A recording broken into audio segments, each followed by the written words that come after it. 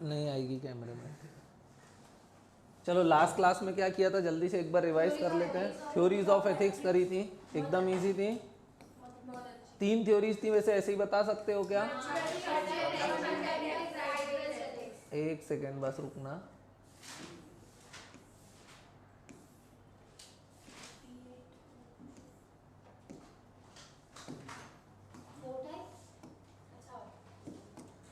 Last class में हमने क्या की थी? Theories of ethics. कितनी थ्योरीज थी? 3। कौन कौन सी? वर्च्यू, कंडक्ट और राइट्स बेस्ड। वर्च्यू एथिक्स मतलब क्या होता है? When you focus on virtues. Virtues का मतलब क्या होता है? Good values. उसमें 3 थे, कौन कौन? प्लेटो, एरिस्टोटल और सोक्रेट्स। प्लेटो क्या बोलता था, क्या क्या होना चाहिए? विजडम, जस्टिस, करेज और टेम्परेंस। अगर जिसमें ये 4 चीजें, वो पर्सन क्या कहलाएगा? एथिकल।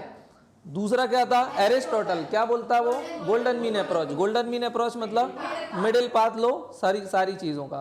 फिर तीसरा कौन था? सोक्रेट्स। वो क्या बोलता था? If you have knowledge then you are ethical.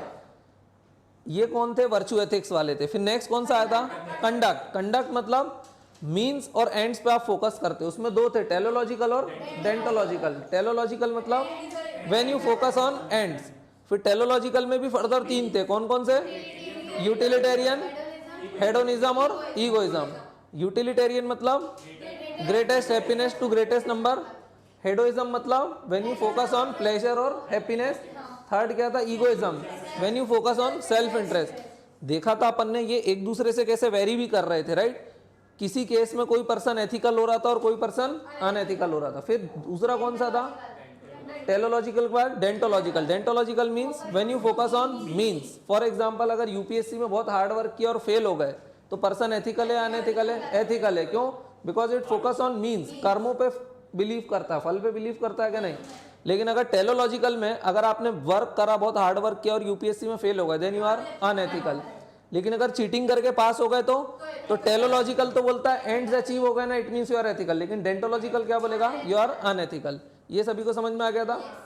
तीसरा कौन सा था? Rights based ethics. Right based ethics मतलब हाँ, जब आपका कंडक्ट कुछ ऐसा है कि आप किसी और के राइट्स को वायलेट नहीं करते हो। जैसे फॉर एग्जांपल गवर्नमेंट ने क्या इंपोज करी थी? इमरजेंसी। उससे किसी के राइट्स वायलेट हो गए थे? हाँ।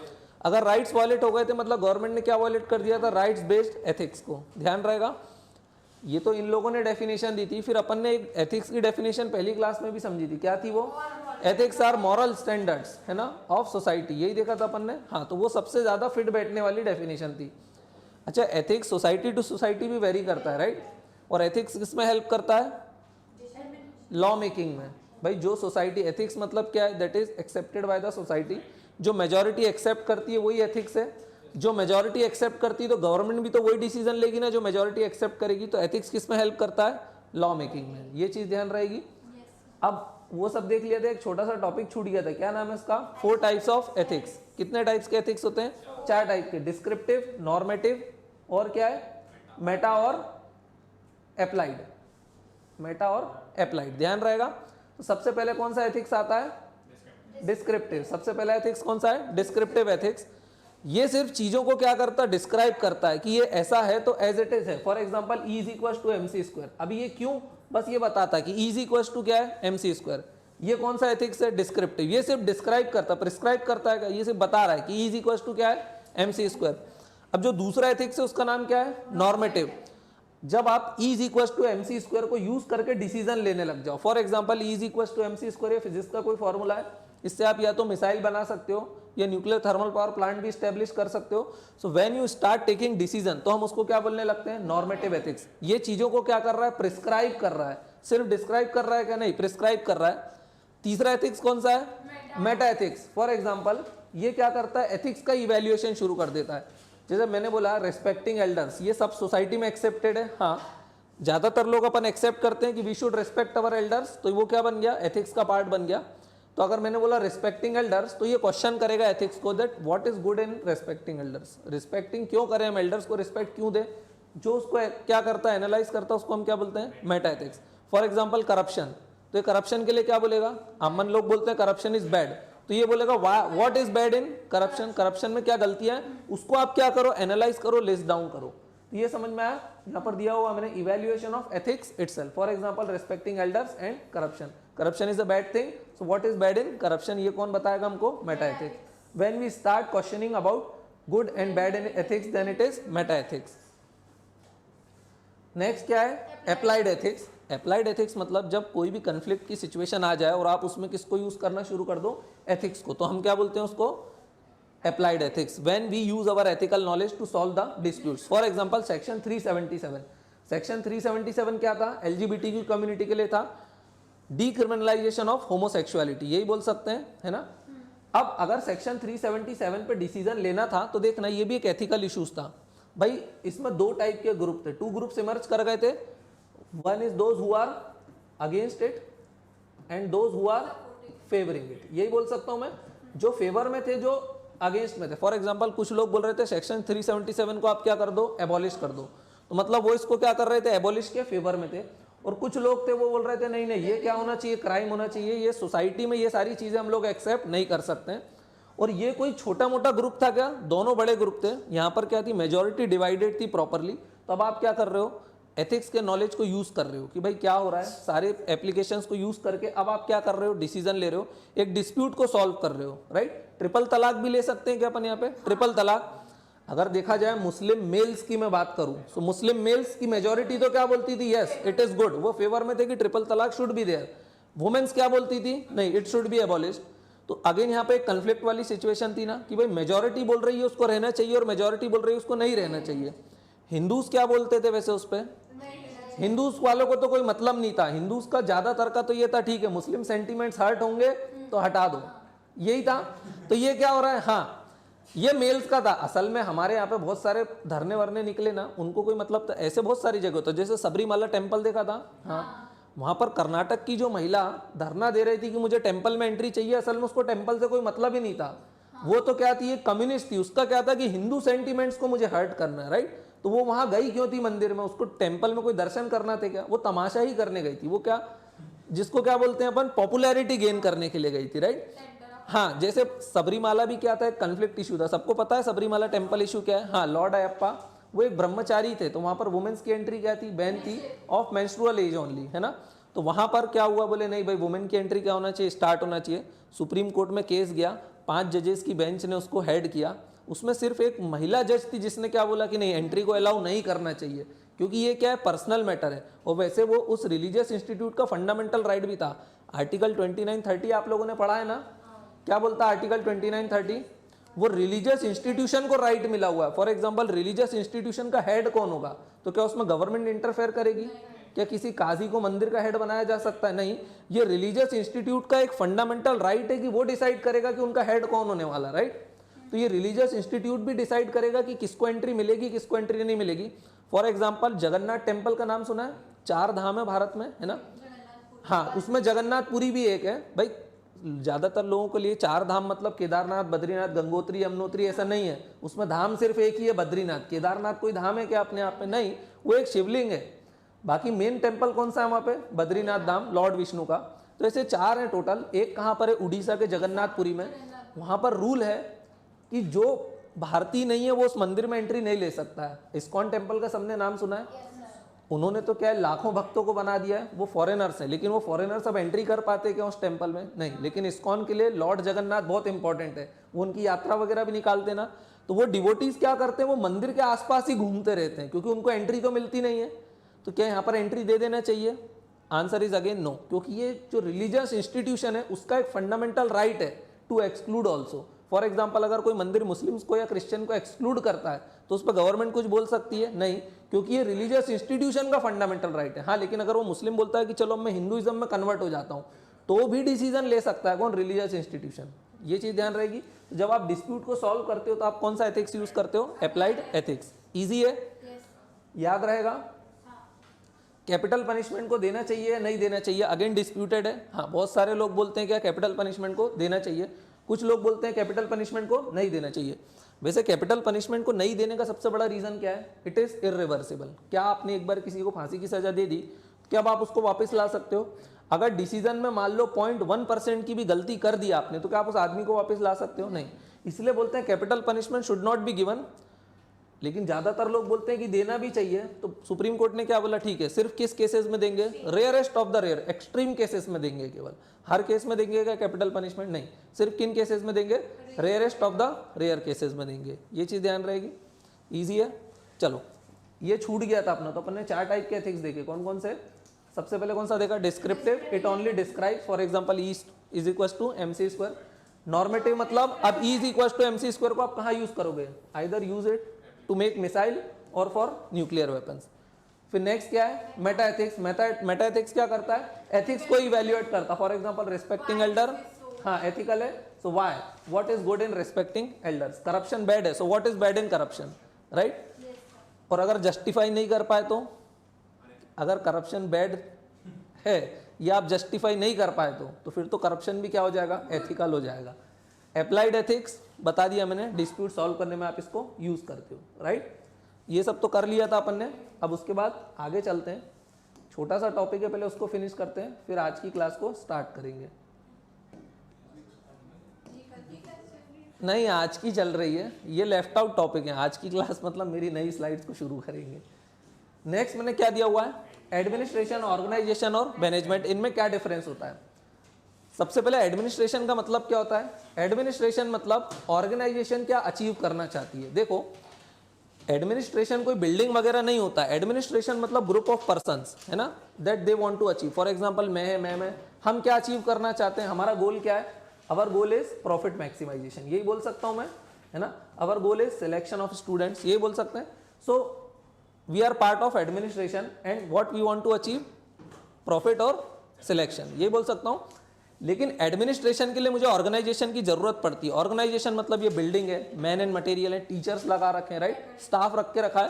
सो ये क्या है यहाँ पर, organisation means an institution. For example this Vishnugupta academy क्या है, एक इंस्टीट्यूशन है, इंस्टीट्यूशन है, ऑर्गेनाइजेशन है। इसमें मैंने क्या किया, मैन और मटेरियल को सिस्टमेटिकली अरेंज किया ताकि वो क्या अचीव कर सके, मेरा गोल। और गोल किसका एम है, एडमिनिस्ट्रेशन का। लेकिन उसके लिए मुझे मैनेजमेंट की जरूरत पड़ती है। मैनेजमेंट मतलब अगर मुझे मेरे इस गोल को अचीव करना है तो प्लानिंग करना पड़ेगी ना। सो जो प्लानिंग के लिए लोग हैं वो क्या है, पार्ट ऑफ मैनेजमेंट। इजी है। So what is administration, administration का मीनिंग इसलिए पता होना चाहिए कि अभी हम आगे क्या पढ़ने वाले हैं, पब्लिक एडमिनिस्ट्रेशन। क्या पढ़ने वाले हैं, पब्लिक एडमिनिस्ट्रेशन। सो एडमिनिस्ट्रेशन मतलब क्या होता है, what organisation must achieve. For example अगर मैं पब्लिक एडमिनिस्ट्रेशन की बात करूं तो उनका भी कोई ना कोई एम होता है ना। फॉर एग्जांपल पब्लिक एडमिनिस्ट्रेशन का क्या एम होता है, सर्विसेज प्रोवाइड करना, वो उनका एम होता है, राइट। गुड गवर्नेंस, ये क्या होता है, उनका एम होता है।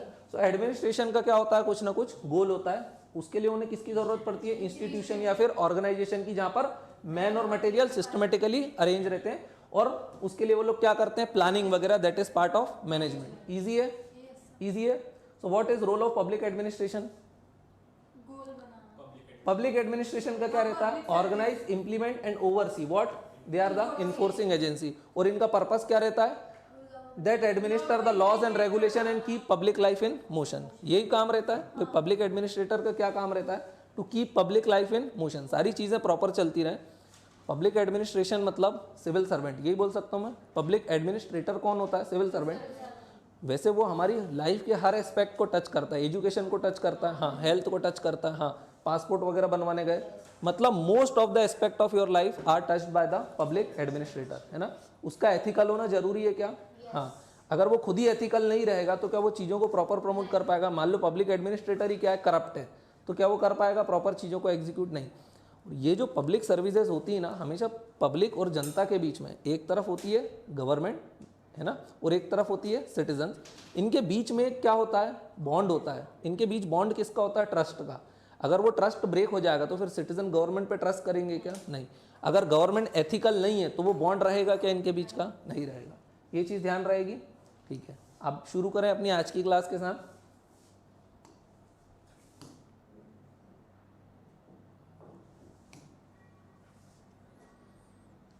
अभी अपन ने क्या किया, 4 टाइप के एथिक्स देखे, फिर क्या देखा, एडमिनिस्ट्रेशन, ऑर्गेनाइजेशन और मैनेजमेंट में डिफरेंस देखा। इजी था क्या डिफरेंस, तुम इतने दिन बाद क्यों आई हो, ठीक है। अभी सुनो, जो क्लासेस निकल गई है ना उसके वीडियो के लिंक मैम से ले लेना। 2 ही क्लासेस निकली ना अभी तक तो बस, है ना, आज तीसरी है। अगर आज भी नहीं समझ में आया तो तीनों के लिंक ले लेना और 1 बाय 1 आज ही देख के आना उनको, तो कल से सारी चीज़ें समझ में भी आएंगी, ठीक है।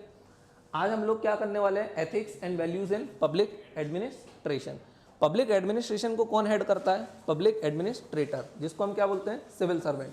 तो उसमें कैसे एथिक्स मतलब क्या होता है, मॉरल स्टैंडर्ड्स, यही बोल सकते हैं। उसमें मॉरल स्टैंडर्ड्स किस टाइप के होना चाहिए, वैल्यूज मतलब उसमें गुड वैल्यूज होना चाहिए, बैड वैल्यूज, और गुड वैल्यूज को हम क्या बोलते हैं, वर्चूज, क्या बोलते हैं, वर्चूज। तो उसमें किस टाइप के वर्चूज प्रेजेंट होना चाहिए। तो देखो पब्लिक एडमिनिस्ट्रेशन कैरेक्टरिस्टिक्स क्या होना चाहिए, तो यहाँ पर लिखा हुआ है,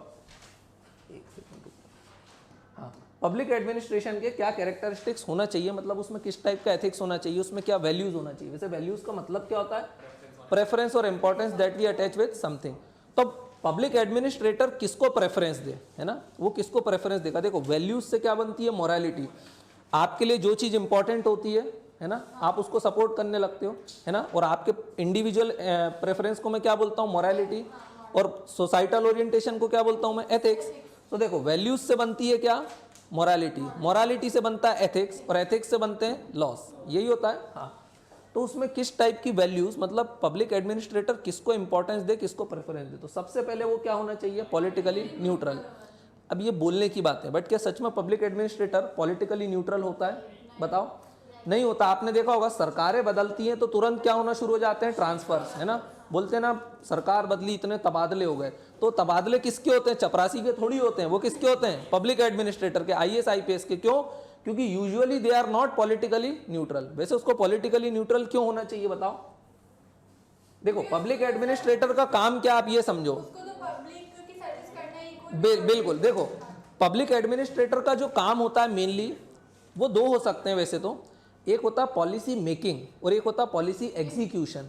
पॉलिसी मेकिंग का काम कौन करता है, नरेंद्र मोदी, शिवराज सिंह चौहान, ये क्या है, सरकार का पार्ट है। एग्जीक्यूटिव, इनका काम क्या है, पॉलिसी मेकिंग।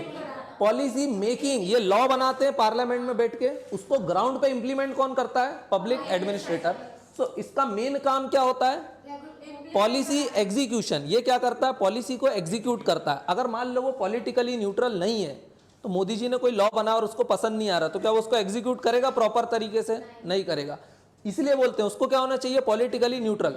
अब गवर्नमेंट हो सकता है कुछ भी लॉ बना दे, है ना, हो सकता है वो फ्रीबीज बांटना शुरू कर दे, लेकिन इसका काम क्या है, जो भी गवर्नमेंट करती है उसको प्रॉपर तरीके से क्या करना, ऑन ग्राउंड इंप्लीमेंट करना। इसका काम ये दिमाग लगाने का नहीं है, क्योंकि जनता ने किसको चुना है, नरेंद्र मोदी को चुना है कि आप हमारे बिहाफ पे क्या करो, लॉज बनाओ। अगर मोदी जी ने कोई भी लॉ बनाया है तो इसको क्या करना पड़ेगा, उसको इंप्लीमेंट। फॉर एग्जांपल ट्रिपल तलाक बनाया, अगर मान लो कोई पॉलिटिकल एडमिनिस्ट्रेटर खुद मुस्लिम है, उसको ये चीज पसंद नहीं आ रही, भाई उसको पास एक सुविधा थी, जब मन किया रात में बीवी को बोला जाओ T3 लिखा, काम खत्म, बोल दिया। इवन ऐसा था ट्रिपल तलाक में कि मन में भी सोच लिया तो तलाक हो गया, बोलने की भी जरूरत नहीं। किसी दिन वो दूसरी शादी करके आ गया, बीवी ने बोला क्या किया, बोले हाँ वो कल रात में सपने में सोच लिया था मैंने, तलाक तलाक तलाक, तलाक हो गया। और अगर वो पॉलिटिकली क्या वो पब्लिक एडमिनिस्ट्रेटर खुद मुस्लिम है और मोदी जी ने ट्रिपल तलाक को बैन कर दिया, तो क्या वो पॉलिसी को प्रॉपर इंप्लीमेंट करेगा, नहीं करेगा। इसलिए उसको क्या बोलते हैं, आप सबसे पहले तो क्या हो जाओ, पॉलिटिकली न्यूट्रल हो जाओ, बायसनेस छोड़ दो। जो भी मोदी जी बोलेंगे, जो भी वो लॉस बनाएंगे, आपको क्या करना है, उनको इंप्लीमेंट करना है। वैसे पब्लिक एडमिनिस्ट्रेटर का काम क्या होता है, पॉलिसी एग्जीक्यूशन का काम होता है। वैसे वो पॉलिसी मेकिंग का भी काम करते हैं इनडायरेक्टली। क्यों करते हैं बताओ, बिल्कुल देखना, क्योंकि जो मंत्री रहते हैं उनके सेक्रेटरी रहते हैं। सेक्रेटरी मतलब क्यों रहते हैं, वो उनको हेल्प करते हैं। देखो मंत्री कौन बनता है, पॉलिटिकल हेड कौन होता है, एक कॉमन मैन होता है, ले मैन जिसको बोलते हैं, वही होते हैं ना। भाई मंत्री के पास कोई एक्सपर्टाइज होती है क्या, नहीं। और आजकल तो आपने देखा गठबंधन में एक से एक गवार भी मंत्री बन जाते हैं, कोई वो ऐसी हंसने वाली बात नहीं है, वो बात सही भी है।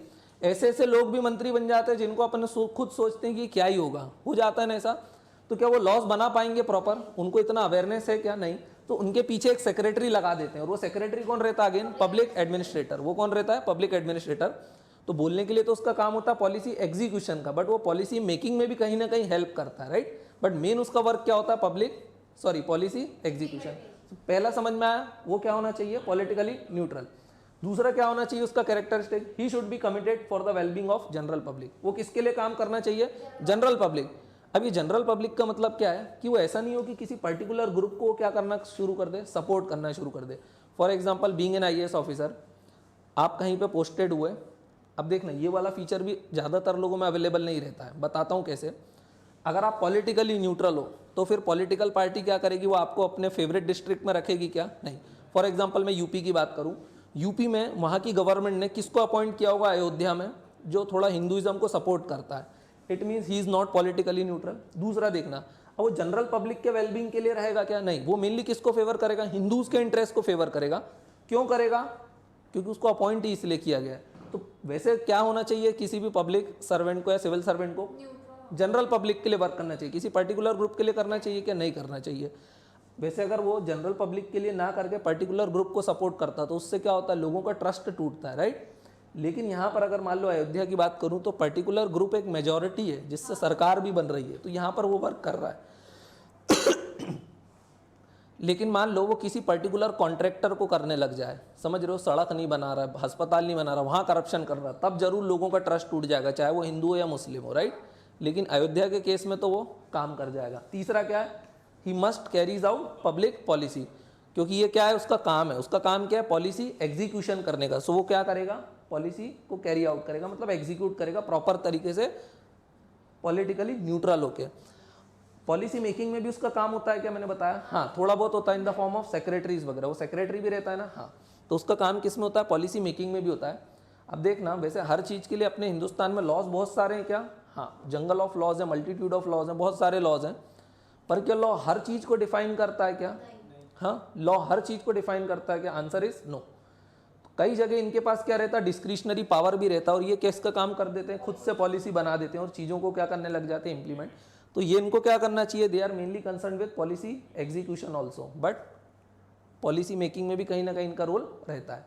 तो ये चीज़ समझ में आई। सो इनके कैरेक्टरिस्टिक्स क्या होना चाहिए? Politically neutral, committed for the wellbeing of general public, they must carries out public policy and concern with policy making and policy execution. ध्यान रहेगा, एग्जीक्यूशन में इनका काम तो होता ही है, लेकिन मेकिंग में भी इनका काम होता है, ध्यान रहेगा। नेक्स्ट क्या लिखा हुआ है? Why ethics in public administration. इनमें क्यों होना चाहिए? सिविल सर्वेंट को हम एथिक्स क्यों सिखाते हैं? बताओ क्यों सिखाते हैं?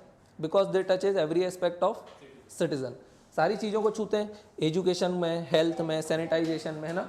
इवन एमपी लेड्स वगैरह में, member of parliament local area development, पता है ना, उसमें रोड वगैरह बनती हैं। पार्लियामेंट को 5 करोड़, जो भी एमपी रहता है उसको 5 करोड़ रुपए मिलते हैं। तो एमपी तो सिर्फ काम को सजेस्ट करता, असल में उसको कौन करवाता है? आईएएस ऑफिसर करवाता है, ध्यान रहेगा। दूसरा क्या दिया हुआ? Citizens are now more aware. आजकल की जनता किसका यूज़ करती है? इंफॉर्मेशन कम्युनिकेशन टेक्नोलॉजी, मतलब सोशल मीडिया वगैरह, फेसबुक वगैरह बहुत चलाते हो आप लोग, तो आपको भी सारी चीज़ें पता हैं। और अगर आपको पता चलेगा यार काम ठीक से नहीं हो रहा, तो ट्रस्ट टूट जाएगा ना आपका और गवर्नमेंट के बीच का, जो है ना। अगर ये प्रॉपर पॉलिसी को एग्जीक्यूट नहीं करेगा तो ट्रस्ट क्या हो जाएगा? टूट जाएगा। फॉर एग्जाम्पल, आप लोग क्या करते हो? एक्चुअली आप लोग गवर्नमेंट की हेल्प करते हो बाय पेइंग टैक्सेस देते हो। अब आप बोलोगे हम तो देते नहीं है टैक्सेस, कोई इनकम टैक्स भरते हो क्या? तब भी आप टैक्स देते हो। कोई भी चीज़ खरीदते हो, इनडायरेक्ट टैक्स भरते हो। अगर आप टैक्स देते हो तो बदले में आप गवर्नमेंट से क्या एक्सपेक्ट करते हो? कि हमको क्या मिले? हमको गुड गवर्नेंस मिले, प्रॉपर सर्विसेज मिले, रोड पे जाए तो कचरा वचरा ना हो, डस्ट बस ना हो। क्योंकि दुनिया में दूसरे नंबर के हाईएस्ट टैक्सेस कौन भरते हैं? हम लोग। अब हम लोग टैक्सेस कैसे भरते हैं? यूरोपियन कंट्रीज के स्टैंडर्ड के। और सर्विसेज कैसे मिलती हैं? अफ्रीकन कंट्रीज जैसी। ये क्या हो रहा है? लोगों के बीच का जो ट्रस्ट है वो क्या हो रहा है? टूट रहा है। अगर ट्रस्ट टूटेगा तो अब आप टैक्स भरोगे क्या? नहीं। तो कॉन्सिक्वेंसेस क्या होंगे? टैक्स इवेजन होगा कि नहीं? अब आप टैक्स को क्या करना शुरू कर दोगे? इवेट करना शुरू कर दोगे, या तो अवॉइड करना शुरू कर दोगे। यही करोगे। आप टैक्स ना भरोगे, आप अलग अलग स्कीमें निकालोगे कि कैसे बच जाए उससे। क्यों? क्योंकि जब आप टैक्स भरते हो तो बदले में उम्मीद करते हो कि हमको क्या मिलेंगी? सर्विसेज, और वो मिलती हैं तो ट्रस्ट टूटता है। और ट्रस्ट टूटता है तो फिर ये सारी चीजें निकल के आती हैं। समझ में आया? ये समझ में आया? एथिक्स की जरूरत क्यों है पब्लिक एडमिनिस्ट्रेशन में? Because public administrator touch every aspect of citizen. दूसरा है citizen are now more aware. तीसरा है citizens are now participating in governance process. कैसे कर रहे हैं? डेमोक्रेसी है हमारे यहाँ पे, तो सिटीजन भी क्या करता है? पार्टिसिपेट करता है। इसलिए एथिक्स की जरूरत है क्या? हाँ, देखो डेमोक्रेसी खुद में भी एथिक्स ही है, समझना। डेमोक्रेसी मतलब क्या होता है? What is this democracy? Democracy का मतलब क्या होता है? डेमोक्रेसी मतलब आप गवर्नमेंट को कैसे चुनोगे, यही होता है। और गवर्नमेंट को कौन चुनता है? जनता। तो क्या हर आदमी एक ही पार्टी को वोट करके आता है? नहीं। मतलब डेमोक्रेसी में मेजॉरिटी विंस वाला कॉन्सेप्ट होता है। और एथिक्स भी क्या है? मेजॉरिटी। भाई इसका ओरिएंटेशन देखो, फॉर एग्जांपल डेथ पेनाल्टी में मैं क्या बोलता हूँ? Death penalty must be abolish. मैं क्या बोल रहा हूँ? उसको हटा देना चाहिए। लेकिन आप सब क्या बोल रहे हो? Death penalty should be there. तो कौन जीतेगा? क्यों? क्योंकि आप मेजॉरिटी हो। और मेजॉरिटी हो मतलब एथिक्स क्या बोलता है? Death penalty should be there. यही बोल सकता हूँ मैं। एथिक्स मतलब सोसाइटल ओरिएंटेशन, और मोरालिटी मतलब मेरा इंडिविजुअल ओरिएंटेशन। तो citizens are now participating in government. और किस फॉर्म में करते हैं? डेमोक्रेसी। और डेमोक्रेसी खुद भी क्या है? एक एथिक्स का मॉडल है। सो अगर गवर्नमेंट खुद ही एथिकल नहीं रहेगी तो फिर काम बनेगा क्या? नहीं बनेगा। सोसाइटल नॉर्म्स क्या होते हैं? देखो, एक होते हैं रूल्स, जो कैसे हैं? रिटन रूल्स हैं। पर कुछ चीज़ें हम कन्वेंशनली फॉलो करते हैं, जैसे रेस्पेक्टिंग योर एल्डर्स, अपने मम्मी पापा की इज्जत करना। ये कहीं लॉ में लिखा हुआ है क्या? तुम लोग खुद से कर रहे हो, चाहो तो समझ रहे हो, मना भी कर सकते हो, नहीं करना इज्जत, मारपीट भी कर सकते हो, that is up to you.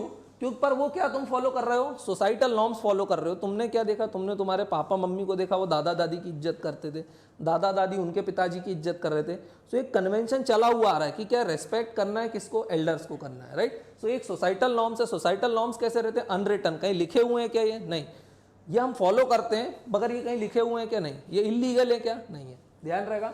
और सोसाइटल नॉर्म्स आजकल क्या हो रहे हैं? बड़ी स्पीड से चेंज हो रहा है, और ये आइसोलेशन में है क्या? नहीं।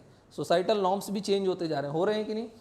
आजकल ज़्यादातर लोग पुरानी चीज़ों को क्या करते हैं? चैलेंज करना स्टार्ट कर दिया। भाई पहले क्या था? बोले रिलीजियस, गॉड की भी रिस्पेक्ट करना है, हाँ, गॉड मतलब नेचर की रिस्पेक्ट करते थे। आजकल की सोसाइटी उसको भी चैलेंज करना स्टार्ट कर रही है।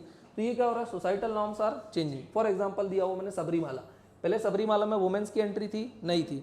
आफ्टर सुप्रीम कोर्ट वर्डिक्ट है? हाँ है, ध्यान रहेगा। ट्रिपल तलाक के भी चेंज होगा कि नहीं नॉर्म्स? पहले क्या था? ट्रिपल तलाक लीगल था, अब क्या है? इलीगल है। क्यों है? क्योंकि सोसाइटी के नॉर्म्स क्या हो गए हैं? चेंज। समझ में आए? सोसाइटी ने, महिलाओं ने क्या बोला? बहुत हो गया अत्याचार, बंद करो स्काइप और फेसबुक पे तलाक देना। यही चल रहा था ना। बोले फेसबुक पे चैट हो रही है, जरा सी लड़ाई हुई, उन्होंने बोला जा भाड़ में, ले रख ये T3। समझ गए? नेक्स्ट क्या दिया हुआ है? For the well functioning of governance. Governance क्या होती है? गवर्नेंस का मतलब, गवर्नेंस मतलब एक प्रोसेस चल रही है गवर्नेंस की, हाँ। सो अगर उसको प्रॉपर फंक्शन करना है तो पब्लिक एडमिनिस्ट्रेटर को क्या होना जरूरी है? एथिकल होना जरूरी है। लेजिटिमेसी ऑफ द गवर्नमेंट, देखना, अगर गवर्नमेंट खुद लेजिटिमेट नहीं होगी, गवर्नमेंट पे लोगों का ट्रस्ट नहीं होगा, तो क्या होगा बताओ? अगर गवर्नमेंट एथिकल नहीं है, एथिकल मतलब गवर्नमेंट सारी बढ़िया चीज़ों को फॉलो करे, जैसे फॉर एग्जांपल पाकिस्तान, वहाँ पे बार बार आर्मी आ जाती है, तो गवर्नमेंट पे से लोगों का क्या हो गया है? विश्वास हट गया, क्योंकि गवर्नमेंट क्या नहीं बची है? विश्वसनीय नहीं बची है, लेजिटिमेट नहीं रही है।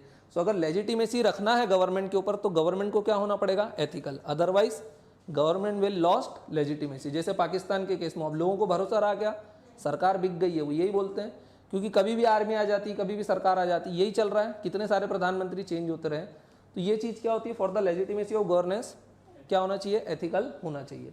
नेक्स्ट क्या लिखा हुआ? Public administration is a complex process. इसका क्या मतलब है? देखो, पब्लिक एडमिनिस्ट्रेटर का काम क्या है? Policy execution, right. पॉलिसी कौन बनाता है?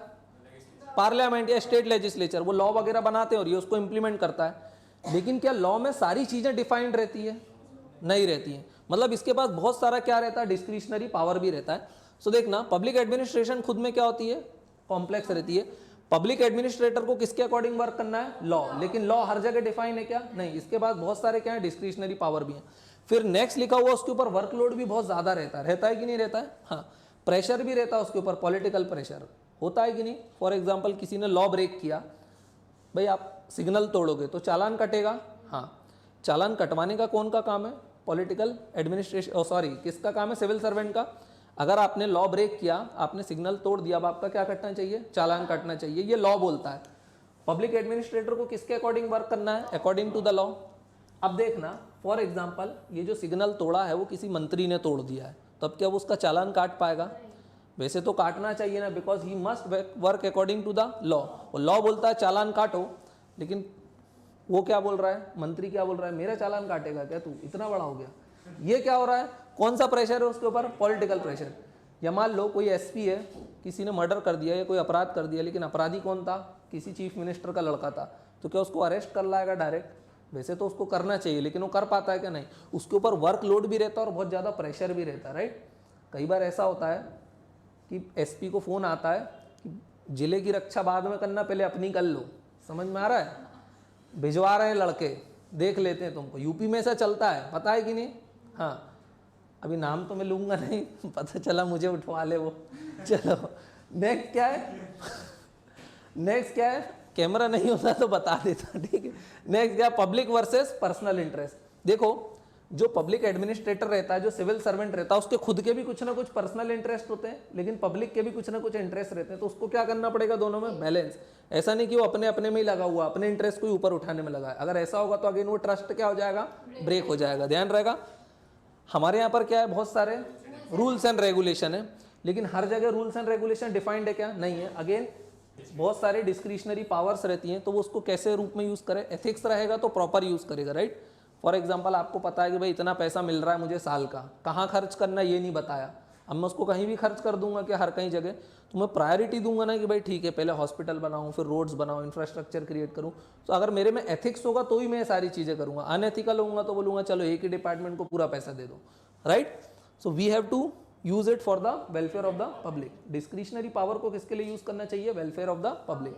ईजी है ये, जल्दी से देखो क्या देखा अपन लोगों ने, why ethics in public administration या फिर पब्लिक एडमिनिस्ट्रेटर जिसको सिविल सर्वेंट बोलते हैं, इनमें एथिक्स क्यों जरूरी है। पहला क्या था, सारे एस्पेक्ट्स को टच करता, दूसरा citizens are now more aware, तीसरा क्या था, citizens are now participating in governance, democracy में आ गए वो, सोसाइटी के नॉर्म्स चेंज हो रहे हैं, well functioning of the government, legitimacy होना चाहिए गवर्नमेंट की। फिर क्या है, पब्लिक एडमिनिस्ट्रेशन कॉम्प्लेक्स है, वर्कलोड बहुत ज़्यादा है और प्रेशर रहता है उनके ऊपर, पब्लिक वर्सेस पर्सनल इंटरेस्ट को भी उनको क्या करना पड़ेगा, बैलेंस करना पड़ेगा, and we have lots of rules and regulation, बोल सकते हैं ईजी है। नेक्स्ट टॉपिक क्या दिया हुआ, अब इंडिया की बात करते हैं अपन। इंडिया में क्या है, well defined rules and laws हैं। भाई मोदी सरकार ने एक काम किया, सबसे पहले तो लॉज को क्या कर रहे हैं, मिटाते जा रहे हैं, फिनिश करते जा रहे हैं, क्योंकि एक ही चीज़ों पे 10-10 लॉ है। देखो हमारे यहाँ पे 7th शेड्यूल क्या बोलता है, सब्जेक्ट्स को 3 पार्ट में डिवाइड करता है कि भाई लॉज कौन बना सकता है। कुछ सब्जेक्ट ऐसे हैं जिसपे सिर्फ कौन लॉ बनाएगा, यूनियन मतलब सेंटर। कुछ सब्जेक्ट स्टेट लिस्ट में जिसपे सिर्फ कौन लॉ बनाएगा, स्टेट। कुछ सब्जेक्ट कहाँ है, कॉन्करेंट, कॉन्करेंट में कौन लॉज बनाएगा, बोथ यूनियन एंड स्टेट्स। ये जो थर्ड वाला था ना, देखो स्टेट में स्टेट लॉज बना रहे थे धड़ल्ले से। अब जो तीसरा पोर्शन था इसमें दोनों मस्ती में आ जाएंगे, यूनियन भी और स्टेट भी, कि मैं भी लॉ बनाऊंगा मैं भी लॉ बनाऊंगा। तो क्या करे उन्होंने, ढेर सारे लॉ बना दिए। अच्छा वैसे अगर मान लो एक लॉ यूनियन ने भी बना दिया, स्टेट ने भी बना दिया, तो किसका लॉ प्रिवेल करेगा, यूनियन का। उसको क्या बोलते हैं, डॉक्ट्रिन ऑफ रिपग्नेंसी, कि अगर स्टेट का लॉ था और उस पर यूनियन ने लॉ बना दिया तो अब यूनियन का लॉ ऊपर हो जाएगा और स्टेट का लॉ ऑटोमेटिक फिनिश हो जाएगा, ध्यान रहेगा। एक और कंसेप्ट था सीवरेबिलिटी, क्या होता है ये सीवरेबिलिटी, डॉक्ट्रिन ऑफ सीवरेबिलिटी। मान लो किसी स्टेट ने लॉ बनाया, किस सब्जेक्ट पे, कॉन्करेंट सब्जेक्ट पे, है ना। कॉन्करेंट मतलब जहां पर दोनों बना सकते थे लॉ, सेंटर भी स्टेट भी। स्टेट ने लॉ बनाया और लॉ में कितने प्रोविजन डाल दिए उसने, 10 प्रावधान है। अब मान लो यूनियन ने भी लॉ बनाया, लेकिन यूनियन का लॉ ऐसा था कि ये जो 10 में से एक सब्जेक्ट था वो इसको क्या कर रहा था, स्टेट के वॉयलेट। भाई स्टेट ने टोटल एक लॉ बनाया, उसमें 10 चीजें डाली, और जो यूनियन ने लॉ बनाया उसमें भी कुछ ना कुछ था, लेकिन ये जो 10 मैटर में से एक मैटर मैच नहीं खा रहा था यूनियन के साथ, तो क्या पूरे लॉ को मैं रिजेक्ट कर दूं, नहीं। तो सुप्रीम कोर्ट ने बोला कि 10 में से 9 ओके है ना, हाँ, तो उनको ओके रहने दो, जो सिर्फ एक गलत है उसको क्या कर दो, आप रिजेक्ट कर दो। इसको क्या बोलते हैं, डॉक्ट्रिन ऑफ सीवरेबिलिटी, ध्यान रहेगा, प्रीलिम्स का क्वेश्चन भी था ये। अब इंडिया में देखना, अभी है मल्टीट्यूड ऑफ लॉज, जिसको हम बोलते हैं जंगल ऑफ लॉज, बहुत सारे लॉज हैं, है ना। लॉज कई बार ऐसे रहते हैं कि कन्फ्लिक्ट में रहते हैं, एक दूसरे से रहते हैं कि नहीं, कि भाई सुप्रीम कोर्ट ने कुछ बोल दिया, पार्लियामेंट ने कुछ लॉ बना दिया। अब जो सुप्रीम कोर्ट ने बोला वो भी लॉ बन गया, पार्लियामेंट ने जो बोला वो भी लॉ बन गया, स्टेट लेजिस्लेचर ने भी अपना एक लॉ बना के रख दिया। बताया ही मैंने कॉन्करेंट सब्जेक्ट में क्या होता है। अब ये पब्लिक एडमिनिस्ट्रेटर किसको फॉलो करे, सुप्रीम कोर्ट को फॉलो करे, पार्लियामेंट को फॉलो करे, या स्टेट लेजिस्लेचर को फॉलो करो, तो उसके सामने क्या हो गया, कन्फ्लिक्ट आ गया है ना। हाँ, लॉ में कई बार लूप होल्स रहते ना। देखो टैक्स इवेजन की बात करता हूँ, टैक्स इवेजन मतलब टैक्स को क्या करना, कर चोरी करना। चोरी करना क्या है, अपराध है। Tax evasion is a crime, but tax avoidance crime है क्या। मैंने लॉज में कुछ लूप होल्स थे, मतलब लॉज में क्या थी, कुछ गलतियां थी, कुछ कमियां थी, मैंने उन कमियों को उपयोग करके मेरे टैक्स को क्या कर लिया, बचा लिया। मैंने टैक्स इवेड किया, क्या, मैंने टैक्स को अवॉइड कर दिया। So tax evasion is illegal, but tax avoidance is immoral. वो गलत है, नैतिकता के तौर पर गलत है, लेकिन वो इलीगल है। क्या, किसी ने टैक्स को अवॉइड करा तो आप उसको जेल भेज सकते हो, आंसर इज नो, ध्यान रहेगा। सो कई बार लॉज में बहुत सारे क्या होते हैं, लूप होल्स होते हैं, कन्फ्लिक्ट होता है लॉज के बीच में, सेंटर का लॉ है, स्टेट का लॉ है, सुप्रीम कोर्ट कुछ बोल रहा है, हाई कोर्ट कुछ बोल रहा है। जैसे फॉर एग्जांपल सेक्शन 377 है ना, उसमें पहले दिल्ली हाई कोर्ट ने बोला डीक्रिमिनलाइज कर दिया, सुप्रीम कोर्ट ने बोला नहीं नहीं कैसे तुमने डीक्रिमिनलाइज कर दिया, बोले अभी भी सजाएं बरकरार है। फिर हाई कोर्ट ने कुछ बोला, फिर सुप्रीम कोर्ट ने बोला ठीक है अब हम भी इसको डीक्रिमिनलाइज कर रहे हैं। फिर उसके बाद थोड़े दिन बाद जजेस बदले, उन्होंने बोला ऐसे कैसे कर गए तुम, फिर हमने क्या करा, हमने रिवाइज कर दिया और फिर उसको क्रिमिनलाइज कर दिया, फिर डीक्रिमिनलाइज कर दिया। मतलब क्या कर रहे हैं ना, सेक्शन 377 के नाम पे तमाशे कर रहे हैं। अब जो बेचारे 2 लड़कों ने या 2 लड़कियों ने आपस में शादी कर ली, वो तो डर ही रहे हैं कि भविष्य में क्या होगा। वैसे उनको कुछ होगा नहीं, वो शादी कर चुके थे, पर फिर भी क्या उनका रिश्ता कहाँ जाएगा, उनको क्या राइट्स मिलेंगे, डिफाइन हो पा रहा है क्या, नहीं हो पा रहा है। सो क्या हो रहा है, कई बार कन्फ्लिक्ट बिटवीन लॉज होते हैं। डिस्क्रिशनरी पावर तो मिली होती है सिविल सर्वेंट्स को बहुत ज़्यादा, क्यों, क्योंकि लॉ हर जगह डिफाइंड होता है क्या, नहीं होता है। जैसे पुलिस को बहुत सारे डिस्क्रिशनरी पावर रहती है, राइट। किसी ने क्राइम किया, पुलिस स्टेशन गया, तो पुलिस के ऊपर रहता है कि कौन सी धाराएं लगाना है, राइट। कई पुलिस वाले पैसे खा के जरा से में 306 307 लगा देते हैं, है ना। 307 मतलब हाफ मर्डर, आपने किसी को चाटा मारा, उनने 307 लगा दी। अब ये चाटा मारना मतलब अटेम्प्ट टू मर्डर था क्या, ये कायदे से नहीं था, लेकिन उसके बाद डिस्क्रिशनरी बोला आपने इतनी जोर से मारा चाटा कि मर सकता था, बुढ़ा आदमी था बोले वो, तो ये क्या है, डिस्क्रिशनरी पावर है। डिस्क्रिशनरी पावर का मिसयूज किया जा सकता है, बड़ी आसानी से किया जा सकता है। करते हैं क्या यूज, अपने मिसयूज अपने यहाँ तो एक एग्जाम्पल है, सेट कर दिया हमने कि how to misuse powers, right. वो आप कहाँ से सीख सकते हो, इंडिया से। नेपाल के प्रधानमंत्री इंदौर आए थे, क्यों आए थे, स्वच्छता का मॉडल देखने, ठीक है। नेक्स्ट क्या लिखा हुआ है, सर्टेन सिचुएशन ऐसी रहती है जहां पर कोई लॉ होता ही नहीं है। यहाँ पे क्या लिखा मैंने, so only laws rules and regulation can not make the administration better, therefore we need to develop conscience among the administrator. Conscience मतलब क्या, देखो ये सारी सिचुएशन ऐसी है जहां पर वो कुछ भी डिसीजन ले सकता है, लेकिन अब वो डिसीजन अच्छा कब लेगा, उसके लिए हमको क्या जगाना पड़ेगा, उसका कंसाइंस। कंसाइंस मतलब उसका जमीर, उसकी अंतरात्मा को झंझोड़ना पड़ेगा कि जाग जा, भ्रष्टाचार मत करे, चाटा मारने पे कौन से केस मत लगा, हाफ मर्डर के, ध्यान रहेगा। इजी है। तो कंसाइंस को कैसे जगाया जा सकता है वो भी देखेंगे। पर ये समझ में आया इंडिया के सिचुएशन क्या है। इंडिया कुछ ऐसा है अपना, इकोनॉमिक सर्वे में भी अपन ने देखा था इंडिया की हालत कैसी थी, ऐसी, फिर बोले अब इकोनॉमिक सर्वे को पढ़ेंगे अपन, ध्यान रहेगा। अब कंसाइंस को कैसे जगाएं अपन, आदमी की अंतरात्मा को जगाना पड़ेगा। क्यों जगाना पड़ेगा, ताकि वो इन सिचुएशंस में, ये वाली जो सिचुएशंस है यहाँ पर प्रॉपर डिसीजन ले पाए, है ना, एथिक्स को फॉलो करे। उसको एथिक्स को फॉलो करवाने के लिए क्या करना पड़ेगा, बोले कंसाइंस। कंसाइंस मतलब जमीर, ये एक इंटेंजिबल चीज रहती है, आप इसको छू सकते हो क्या, जमीर को आदमी के, वो अंदर रहता है, सबके होता है, हाँ। सो कंसाइंस को कैसे जगाया जाए, तो देखो हम लोग कुछ उसके लिए वर्क करते हैं। फॉर एग्जाम्पल हमने कॉन्स्टिट्यूशन बनाया, कॉन्स्टिट्यूशन में बहुत सारी वैल्यूज है, और वैल्यूज क्या है, इट्स लाइक वर्च्यूज, है ना, गुड वैल्यूज है। फॉर एग्जाम्पल हमने बोला लिबर्टी को प्रमोट करना है, इक्वालिटी को प्रमोट करना है। सो ये क्या कर रहे हैं हम, कॉन्स्टिट्यूशन से उसके कंसाइंस को बता रहे हैं कि दीज आर गुड वैल्यूज, आप भी क्या करो, इनको प्रमोट करो। इक्वालिटी मतलब क्या होता है, public offices are open to all, मैं भी प्राइम मिनिस्टर के लिए अप्लाई कर सकता हूँ, आप भी कर सकते हो, दिस इज इक्वालिटी, है ना। लिबर्टी मतलब अगर कोई इंडिविजुअल वोट दे सकता है तो मैं भी दे सकता हूँ, लिबर्टी है। तो ये कुछ वैल्यूज है, हमने कहाँ से सिखाई उसको, कॉन्स्टिट्यूशन से। आप भी पब्लिक एडमिनिस्ट्रेटर या सिविल सर्वेंट बनने की प्रिपरेशन कर रहे हो ना, इसलिए तो आपको कॉन्स्टिट्यूशन पढ़ाते हैं। क्यों पढ़ाते हैं, ताकि आप ये वैल्यूज को क्या कर सको, याद कर लो। क्यों याद कर लो, ताकि आपका कंसाइंस, जो आपका जमीर है, उसको पता रहे क्या सही है क्या गलत है, क्या एथिकल है क्या अनएथिकल है, ध्यान रहेगा। फिर हम कोड ऑफ कंडक्ट डिसाइड करते हैं। कोड ऑफ कंडक्ट मतलब भाई जब भी आप सिविल सर्वेंट बनते हो तो कोड ऑफ कंडक्ट रहता है सिविल सर्वेंट का भी और एथिक्स का भी, कि भाई आपको ये करना चाहिए, ये नहीं करना चाहिए। जैसे मैंने पहले ही बताया था इकोनॉमिक्स में कि कुछ IRS मतलब इंडियन रेवेन्यू सर्विसेज के ऑफिसर ने मन से उठे और एक दिन एक रिपोर्ट बना दी और बोला गवर्नमेंट ने ये जो डिसीजन लिए हैं, अगर ये ना लिए होते और उनके बदले ये लिए होते तो शायद अच्छा हो गया होता। उन्होंने क्या किया, उनको किसी ने बोला था क्या ये करने के लिए, मन से उन्होंने होशियारी करी। कितने थे, 25-30 थे वो लोग। उन्होंने सोचा चलो बढ़िया बढ़िया अपन जनता के सामने एक रिपोर्ट रखते हैं।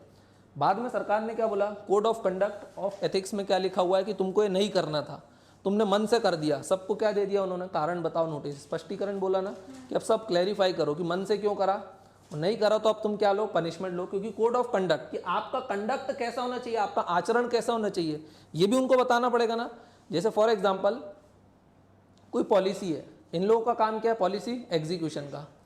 अगर पॉलिसी बहुत हिट हो गई तो उसका क्रेडिट कौन लेगा, सिविल सर्वेंट लेगा क्या, नहीं, पॉलिटिकल हेड लेगा, विधायक लेगा, चीफ मिनिस्टर लेगा, प्राइम मिनिस्टर लेगा, राइट। ये नहीं लेगा क्योंकि पॉलिसी बनाई किसने थी, उसने। और अगर पॉलिसी फेल हो गई तो किसकी रिस्पॉन्सिबिलिटी है, तब भी उसी मंत्री की रिस्पॉन्सिबिलिटी है। तो अच्छा होगा या बुरा होगा, रिस्पॉन्सिबिलिटी किसकी है, पॉलिटिकल हेड की।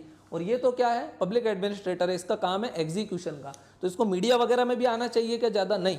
जैसे आजकल तुम लोगों ने देखा होगा बहुत सारे यंग IAS IPS क्या करते हैं, बिल्कुल यूट्यूब पे छाए हुए हैं। क्या वो सही है, एक्चुअली वो गलत है। ध्यान से देखना क्यों गलत है, उनका पूरा ध्यान किस में रहता है, सोशल मीडिया पे रहता है कि यार अभी मैं गया हूँ गरीब से मिलने, तो अब मुझे जबरदस्ती कोई बड़ा कॉन्ट्रैक्टर है तो उसको ठांसना पड़ेगा, भले ही वो सही है उसकी जगह पे। क्यों, क्योंकि मुझे क्या चाहिए, व्यूज चाहिए, लाइक्स चाहिए, कमेंट्स चाहिए, चैनल को सब्सक्राइब करवाना। तो उसका पूरा ध्यान किस तरफ है, व्यूज वगैरह की तरफ है। क्या वो सच में काम पे ध्यान दे रहा है, नहीं। सबसे पहले तो क्या, कोड ऑफ कंडक्ट में शायद ये चीज़ हो सकता है ना लिखी हो, क्योंकि यूट्यूब वगैरह तो अभी आए, कोड ऑफ कंडक्ट तो आज से 100 साल पुराने चल रहे हैं, कॉर्नवालिस के टाइम से चल रहे हैं ना, 1900 से। हाँ, तो ये सब चीज़ें समझ रहे हो, तो उनके कोड ऑफ कंडक्ट भी लिखे, उनको सिखाते भी कि ये आचरण अच्छा है, ये आचरण बुरा है। तीसरी चीज़ क्या है, गवर्नमेंट जब भी पॉलिसी बनाती है तो उसको क्लियरली आउटलाइन करना चाहिए कि भाई ये हमारी पॉलिसी है और ये चीज़ें इसमें मैंशनड है, राइट। जो भी उसके गोल्स वगैरह उसको क्या करना चाहिए, क्लियरली मैंशन, ताकि इसके पास डिस्क्रिशन ना रह जाए। डिस्क्रिशनरी पावर को क्या करना चाहिए, कम से कम रखना चाहिए। गवर्नमेंट प्रॉपर बताए कि हमारी ये जो पॉलिसी है इसका एम ये है, हम ये चीज़ें अचीव करना चाहते हैं। समझ में आया। कंसाइंस को कैसे जगाओगे, कॉन्स्टिट्यूशन बना दो, कोड ऑफ कंडक्ट है, एथिक्स का है। गवर्नमेंट को अपनी पॉलिसीज को प्रॉपरली क्लियरली क्या करना चाहिए, आउटलाइन करना चाहिए। अब जो ऑर्गेनाइजेशन है, ऑर्गेनाइजेशन मतलब मैंने अभी बताया था क्या था ऑर्गेनाइजेशन, जिसका कुछ ना कुछ एक क्या होता है, गोल होता है। सो यहाँ पर गवर्नमेंट खुद क्या है, ऑर्गेनाइजेशन, गवर्नमेंट के कुछ ना कुछ गोल्स हैं। सो वो अपने गोल्स को क्या करें, एकदम क्लियरली डिफाइन बताएं कि हमारा विजन क्या है, हम क्या गोल को अचीव करना चाहते हैं। वो अपने ऑब्जेक्टिव्स को क्या करें, एकदम क्लियर बना दे, ध्यान रहेगा। फिर ट्रेनिंग ऑफ वैल्यूज, जो भी वैल्यूज हैं, जैसे फॉर एग्जांपल लिबर्टी है, इक्वालिटी है, फ्रेटर्निटी है, यूनिटी है, ये सब क्या है, वैल्यूज हैं। ये वैल्यूज क्या करना चाहता है, पब्लिक एडमिनिस्ट्रेटर को प्रमोट करना चाहिए, तो हम उनकी उसको क्या दें, ट्रेनिंग दें कि आप ये सारी चीज़ों को कैसे अचीव कर सकते हो। लास्ट क्या लिखा हुआ है, ऑर्गेनाइजेशनल स्ट्रक्चर, वो कैसा होना चाहिए। ऑर्गेनाइजेशन मतलब जो वर्क करता है टू अचीव द गोल, यही देखा था। जैसे Vishnugupta academy is a organisation, है ना, और वो क्या करना चाहता है, एडमिनिस्ट्रेशन, मतलब किसी गोल को अचीव करना चाहता है। सो जो भी ऑर्गेनाइजेशन का स्ट्रक्चर है वो कैसा होना चाहिए, ट्रांसपेरेंट होना चाहिए, फेयर होना चाहिए, फीडबैक मैकेनिज्म होना चाहिए। फॉर एग्जांपल जैसे मैंने कोई काम किया, फीडबैक मैकेनिज्म देखना, गवर्नमेंट में तो बिल्कुल भी नहीं रहता। आपने कोई काम किया, आप किसी को रिव्यू कर सकते हो क्या, नहीं।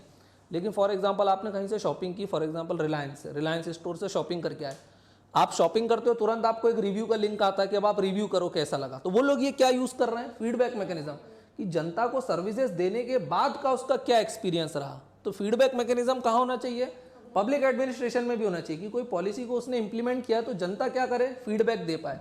फीडबैक से क्या पता चलता है, कमियां, ये भी पता चलता है परफॉर्मेंस अच्छा है या बुरा है, बोल सकता हूं मैं, है ना। फिर ऑर्गेनाइजेशन को कैसा होना चाहिए, ट्रांसपेरेंट। ट्रांसपेरेंट का मतलब क्या है कि देखो, जो भी पब्लिक एडमिनिस्ट्रेटर वर्क करता है वो क्या होना चाहिए, ट्रांसपेरेंट। ट्रांसपेरेंट का मतलब क्या है, लोगों को पता होना चाहिए। फॉर एग्जांपल आरटीआई क्या प्रमोट कर रहा है यहाँ पर, आरटीआई क्या प्रमोट कर रहा है, ट्रांसपेरेंसी, कि भाई आप जो काम कर रहे हो, आप बंद कमरे में काम कर रहे हो, मुझे पता ही नहीं है, क्योंकि आप पैसा किसका यूज कर रहे हो, पब्लिक का। सो एटलीस्ट पब्लिक के लिए तो आपकी अकाउंटेबिलिटी भी होना चाहिए ना, आप ट्रांसपेरेंट होना चाहिए ना। और ट्रांसपेरेंट आप कैसे होगे, जब आप पब्लिक को रिस्पॉन्स करोगे। मैंने कोई क्वेश्चन पूछा, भाई ऐसा क्यों, आपने बोल दिया नहीं बता रहा, ये चीज गलत है ना। तो उसके लिए क्या लेके आई गवर्नमेंट भी, आरटीआई, की बताना पड़ेगा, राइट। लेकिन यहाँ पर कई जगह ऐसी भी चीज रहती है कि सेंसिटिव इन्फॉर्मेशन भी रहती है ना, तो कई बार उसको बचाने के चक्कर में क्या हो जाता है, ट्रांसपेरेंसी वॉयलेट हो जाती है। वो भी अपन देखेंगे डिलेमास में, ध्यान रहेगा। फेयर होना चाहिए उसको, फेयर मतलब जस्टिस होना चाहिए। ये तो समझ में आ गया। क्या देखा हम लोगों ने, कॉन्साइंस को कैसे जगा सकते हो आप, कॉन्स्टिट्यूशन के थ्रू, कोड ऑफ कंडक्ट के थ्रू, गवर्नमेंट के अपनी पॉलिसीज को प्रॉपरली आउटलाइन करे। ऑर्गेनाइजेशन जो भी है उसका विजन वगैरह क्लियर होना चाहिए, उसका ऑब्जेक्टिव क्लियर होना चाहिए। ट्रेनिंग कर दो वैल्यूज की। और ऑर्गेनाइजेशनल स्ट्रक्चर कैसा होना चाहिए, ट्रांसपेरेंट, फेयर, और क्या होना चाहिए, फीडबैक मैकेनिज्म। इजी है। अब देखना, जो भी अपन ने 6 चीजें पढ़ी, constitution, code of conduct, government की पॉलिसीज वगैरह क्लियर होना चाहिए, जो भी ये पढ़ी, इन सबको हम क्या बोलते हैं, this is part of ethical infrastructure. So अगर किसी के भी कंसाइंस को जगाना है तो एक लाइन में क्या बोलोगे, we have to create ethical infrastructure. और एथिकल इंफ्रास्ट्रक्चर मतलब ये सारी चीजें, है ना। ये कोई फिजिकल इंफ्रास्ट्रक्चर नहीं, ये कौन सा इंफ्रास्ट्रक्चर है, एथिकल इंफ्रास्ट्रक्चर है। सो कंसाइंस को कैसे जगाओगे, बाय क्रिएटिंग एथिकल इंफ्रास्ट्रक्चर। और एथिकल इंफ्रास्ट्रक्चर अपने आप में एक लंबी प्रोसेस है, क्या एक दिन में जागता है, नहीं। इसलिए तो सिविल सर्वेंट आपको डायरेक्ट बनाते हैं क्या, पहले पढ़वाते हैं, प्री पढ़वाते हैं, मेंस पढ़वाते हैं, खूब पढ़वाते हैं, और फिर धड़ल्ले से फेल करते हैं, यही करते हैं। हाँ, ध्यान रहेगा। It is a procedure and policy so that organisation and personal मतलब जो भी लोग काम करते हैं, एक्ट एथिकली, ध्यान रहेगा। So we have to create ethical infrastructure. सभी को समझ में आया क्या क्या किया अपन लोगों ने। अब नेक्स्ट क्या लिखा हुआ है मैंने, पब्लिक वैल्यूज। इसको कब करेंगे अपन, कल करेंगे, ठीक है। समझ में आया, किसी को कोई डाउट है क्या। पब्लिक वैल्यूज अगर आपने ब्रेक कर दी, पब्लिक वैल्यूज मतलब क्या होता है, चलो एक लाइन में बता देता हूँ। पब्लिक वैल्यूज मतलब कुछ ऐसी वैल्यूज जो पब्लिक चाहती है और उसको कौन प्रोवाइड करता है, गवर्नमेंट। फॉर एग्जाम्पल इक्वालिटी, सब चाहते हो, कौन प्रोवाइड कर रहा है, गवर्नमेंट। है ना। करप्शन फ्री सोसाइटी आप सब चाहते हो, कौन प्रोवाइड करता है? गवर्नमेंट। सो ऐसी वैल्यूज जिसको कौन सस्टेन करवाता है? Government on the behalf of public.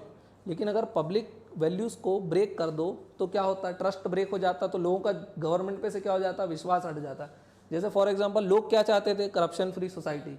कितने लाख करोड़ का घोटाला हुआ, गिन पाओगे क्या इसको? Loss to the nation. इतने जीरो लगे हुए हैं इसमें, अब गिन लेना घर जाके आराम से बिना गलती करे। हाँ, तो ये क्या हुआ? करप्शन हो गया। करप्शन हो गया मतलब पब्लिक वैल्यूज क्या हो गई? आपने ब्रेक कर दी, गलत कर दिया ना, मिसयूज कर दिया, अनएथिकल बिहेवियर कर दिया, तो इससे लोगों का भरोसा सरकार पे से उठ जाएगा क्या? हाँ। अगर ट्रस्ट ब्रेक हो गया तो फिर अगेन जनता आप टैक्स वैक्स भरेगी क्या? बोले इतने इतने के तो घोटाले कर दिए तुमने टैक्स से, सड़कें बनाना थी, अस्पताल बनाने थे, तो घर ले गए पैसा। ध्यान रहेगा। तो जब भी करप्शन होता है या अनएथिकल बिहेवियर होता है गवर्नमेंट की साइड से, तो गवर्नमेंट और सिटीजन का ट्रस्ट क्या हो जाता है? ब्रेक हो जाता है। ध्यान रहेगा। डाउट है किसी को? कुछ बोलो। हाँ, कहाँ है? अच्छा ये, हाँ ये भी देखना, ये भी बिल्कुल, ये है ना, सबसे जो दुनिया में सबसे खराब शासन हो सकता था वो किसका था? मुगलिया शासन था। Right from the very beginning. Babur, पहली बात तो आक्रमणकारी लुटेरे थे। शाहजहां, इसने क्या बनवाया था? Taj Mahal. Again break of public values. पैसा कहाँ से? इसके बाप का पैसा था वो। किसका पैसा था वो? जनता का पैसा था। उस समय भारत में फेमिन आया हुआ था। फेमिन मतलब अकाल पड़ा हुआ था, भारत में अकाल पड़ा था। और ये क्या? बीवी के चक्कर में ताजमहल, बीवी की याद में बोले मर गया, प्यार की निशानी। अरे बेवकूफ, इसको राजा बनाया था प्यार मोहब्बत करने। ये क्या करते रहा? मौज मस्ती में। हाँ, ज्यादातर मुगलिया शासन क्या था? पूरे नशे में डूबे रहते थे। मांडव वगैरह उन्होंने अपनी प्लेजर कैपिटल बना रखी थी। तो इन लोगों को पब्लिक से ज्यादा मतलब ही नहीं था। तो जनता को भी ज्यादा मतलब था क्या? नहीं मतलब था। पब्लिक वैल्यूज को इन्होंने हर्ट किया, पूरे समय जनता को लूट खसूट में लगे रहे। औरंगजेब तो सबसे बेस्ट एग्जाम्पल है ना, सबसे बड़ा लुटेरा। टीपू सुल्तान, वो भी यही करता रहा। टीपू सुल्तान कोई वॉरियर वगैरह नहीं था, वो क्या था? अपनी टेरिटरी को डिफेंड करता रहा पूरे टाइम, राइट। जनता को लूटते रहा। याद रहेगा। ये सब भी क्या है? Break of public trust. वैसे ये यहाँ पे शाहजहां मुमताज को नहीं दे रहा है, और किसी को दे रहा होगा, मुमताज के चक्कर में दे रहा होगा दूसरों को तलाक। ध्यान रहेगा। ठीक है, बंद करें। ओके, कोई डाउट? ठीक है।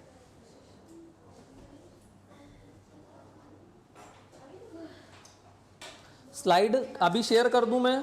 किसको शेयर कर दूं ये बताओ। एक सेकेंड रुको, अभी कर देता हूं शेयर। हाँ, अब यूज करने लगा ना। ये लो, किसको भेज दूं? हाँ रुको एक सेकंड। ग्रुप का क्या नाम है?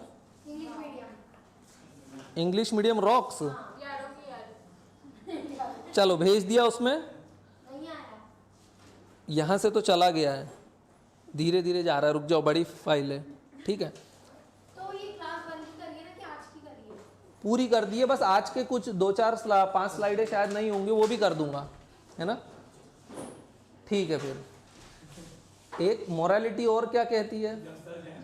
जब तक टीचर क्लास में है ना, ये मोरालिटी नहीं कहती, एथिक्स भी कहती है कि जब तक टीचर क्लास में, जब तक आपको शांति से बैठे रहना है। It is accepted by the majority. शायद अपने अभिषेक की मोरालिटी क्या कहती है कि टीचर क्लास में तब भी चले जाओ। सो मोरालिटी में डिफर फ्रॉम एथिक्स, बोल सकते हैं। एथिक्स मतलब सोसाइटल ओरिएंटेशन, और मोरालिटी मतलब इसका इंडिविजुअल ओरिएंटेशन। इसकी वैल्यूज़ खराब है, इसलिए इसमें मोरालिटी नहीं है। मोरालिटी नहीं है तो एक अच्छी एथिकल सोसाइटी बनाएगा क्या? नहीं।